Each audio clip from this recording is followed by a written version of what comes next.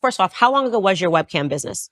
Yeah, so I stopped having any involvement with it, I think 8 to 9 years ago. The last 2 to 3 years I've been making money on OnlyFans from its inception all the way up till now. I'm currently filming this during the COVID pandemic. You may be watching this later on, but right now during the pandemic.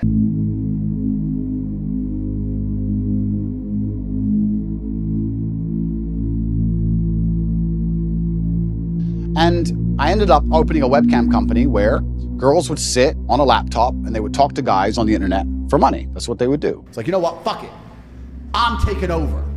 So what I did is I unplugged their keyboards and plugged a new one in from me behind the screen. So the chicks would sit there and hit a keyboard that wasn't plugged in. And me and my brother, and eventually some staff I trained, would do all the talking. The girls would sit there fully clothed or a bikini. The girls were just pure, just famoosers, just laughing and doing this, their titties out. One, I intimately understand the relationship between men and these websites. And they were talking to fucking ice cold hustlers. We were taking their money, all of it. I've had and seen men give away their life savings to girls they've never met. I've watched and I've seen it. If they come and say, well, what kind of, bro, all of it. We fucking milking them dry. And I actually think a lot of the insights I give. I had these guys selling their houses, life savings, loans, all of it to me. Give me it all. A lot of the things I tell the world about the male mental health crisis. You'd have a guy. You feel bad or no? Fuck no. To give a solitary fuck. About men being so constantly lonely. We got to the point where we had these guys falling in love with my models, serious, big time in love, right? Sending crazy money. And they were convinced they were gonna meet the chick. This is almost where I kind of felt bad. About how important it is to build yourself into a high value man. Because they were like, can we meet? I've sent you $200,000. Can we meet? Can we meet? Can we meet? About how money alone is not enough. What was the most that one person sent to a model? Total. Million? Wow. Wow. About a mil in about a year? You don't feel bad at all. Why the fuck would I care? I don't feel bad either. So, thank you. I explain all these things. A lot of these are lessons from the webcam days. I saw dudes who had a whole bunch of money, no other attributes, and they ended up on these websites spending hundreds of thousands of dollars because they didn't have anything else.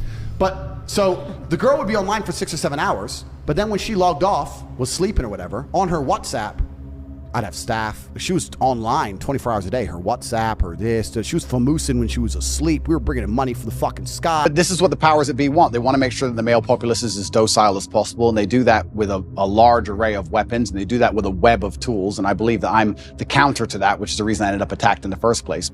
And here's, maybe this is a bit bad. Here's where the famoose would start. So it'd be good, like I had a lot of girls who worked for me, and the best was like the Ukrainians or the Russians. It was amazing. Because they'd get some guy, fall in love, they'd arrange the day to meet, all this shit, Ah, I need a visa. Okay, get a visa. I need money for a visa. Okay, how much is a visa? It's $900. No, but it's not $900 because I went to the embassy. They think I'm a risk and I need a return flight there and back and I need a hotel. I need to have spending money in my bank account. They won't let me come. Or how much you need? All right, 10 grand. Boom, it's 10 G's. Boom, bang, thanks. Wow. Go to the embassy, take a picture outside the embassy, boom, come back. They rejected my visa. They said we have to wait 2 weeks. After 2 weeks, they'll give it to me. Okay, baby, boom. 2 more weeks of tips. Boom, boom, boom, boom. Because now he thinks he's gonna fuck, right? He thinks we get the girls. Now he's spending more than ever. 2 weeks, 2 weeks, 2 weeks. 2 weeks come. Some other problem. I think I can anticipate the question you're going to ask. How do I reconcile with the fact that I used to produce pornography or degree pornographic content? Now men are writing to you, like, how do I... And now men are trying to escape it. Yeah. Girls are desperately signing up because it's the easy way for them to make money, but without instruction. Pimpin' Ken, a hoe without instruction is headed for self-destruction. So these girls, they don't have a man telling them what to do properly, they're lazy, and they end up making a few bucks, maybe if that, and they stay on the very, very bottom of the pile. You don't want that. You've bought this course, you want to make your money back, and you want to continue to make money for a long time, so you want your girls to be elite. I'm going to teach you how to do that. Eventually, the girl, what she would do is she'd say, oh, I don't want to go embassy. She'd give a really lame excuse to try and provoke the man to get angry. So she'd say, the embassy want me to come back, but I have a headache. That was the one we'd use. He'd be like, I just sent you $1 million. You promised you were going to come. You said you had to delay. Now you're saying you have a fucking headache and you won't go to your appointment. To make him mad on purpose, because that would annoy any man. And then, that's what we needed. We needed a little trigger, and we go, why are you being aggressive? I'm not being aggressive, but you're not serious, da-da-da. And then we'd say, but you know what? I really like you, and I'm flying to the other side of the world by myself, and now you're being aggressive, and now I'm intimidated. And we'd flip it on him, saying, well, now you're being scary. No, I'm not being scary, but you know, it's your appointment. You're supposed to go, yeah, but I feel sick, and you don't even care. Female bullshit. Female bullshit. And flip it on him. Flip it on him. And he'd get fucking furious, because we were really good at playing fucking... both sides. Yeah. poking him to the point where you go like, you're a fucking scammer, you fucking scam me, get really mad. I can't believe you think I was a scammer, I was gonna come, I went to the embassy, you're a fucking liar. You should avoid, if you're a dishonest person, if you lie, if you're gonna deceive me, it doesn't matter if you're a man or a woman, I don't want to have anything to do with you. The guy would get pissed off, right, and leave, stop tipping her, stop coming to her. But for these men, that's the only chick in the world, the only hot chick in the world who talks to him. Maybe it takes a week, maybe it takes 2 weeks, maybe it takes 3 weeks. He's in bed at night, alone, jerking off, looking at her old videos and pictures, watching her stream again from another account so she can't see it's him, sitting there going, maybe she was gonna come. Maybe I just got too mad when she had a headache.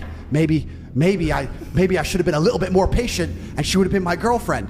And 100% of the time, in less than 3 months, they'd be back with an apology, a brand new pile of money, and the cycle would repeat. We fucking killed the game. Millions of dollars a week.